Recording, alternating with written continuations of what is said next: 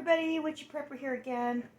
So I wanted to bring a new video to you, and I actually lucked into a deal today at Walmart. So Walmart had medium eggs, a dozen of medium eggs for 80 cents. So I thought I would buy me a ton. So I ended up getting 6 dozen of eggs because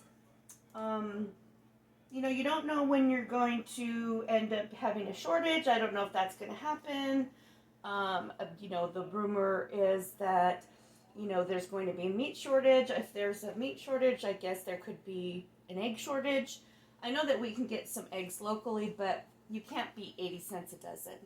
And so I've watched some other videos of people prepping, and I've noticed that they said that you could, the ones that I've watched, have said that you could freeze eggs. So I'm doing it actually a couple of ways. I'm doing it. Let me get these cookies out of the way. So what I'm doing, this is just a silicone muffin pan, and the silicone muffin pans will fill, can be used to fill for 1 egg in each muffin cup.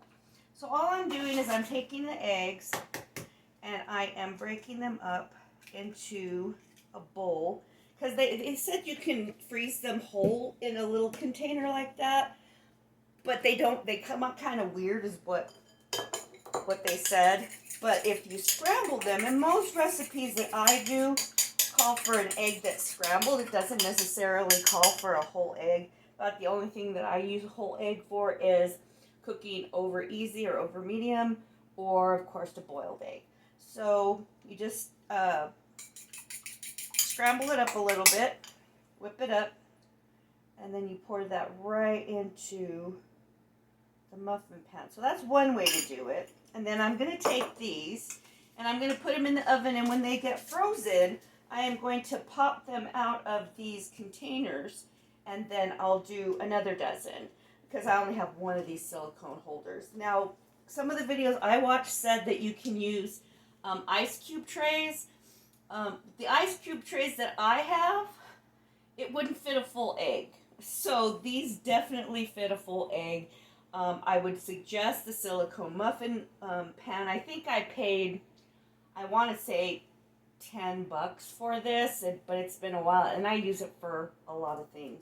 So that's how to do the dozen. I'm going to take this, put this in the freezer, let those freeze, pop those out, and then I'm going to put these in a Ziploc bag. And I know that these are single eggs. So that's how I'm doing that one. Now, the next one, and I love the little Kerrygold Irish butter stuff.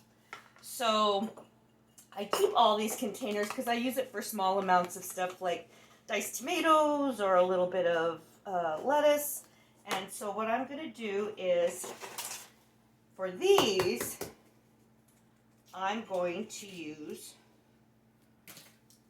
a half dozen eggs. So, because when we make breakfast here at the house, it's usually me and Rick and our roommate Sherry, my husband. And so what I'm going to do is crack a half a dozen in here. And what's really cool is with these medium eggs anyway, and actually it probably would work for even the large eggs, but if you go for medium eggs, I'm going to crack a half a dozen into here.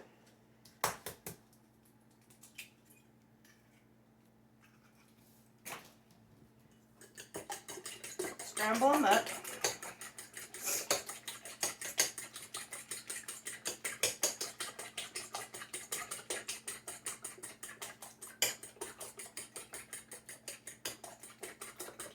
And I like mine really scrambled, but you can end up scrambling them more after you defrost them. And that fits a half a dozen eggs perfectly. What I will do with these is I will make labels for them that says 6 eggs and put the date on them. And I would assume that eggs should probably, I would guess, at least 6 to 8 months in your freezer, if not longer. I'm sure there's probably websites. I think it's forget what it's called. It's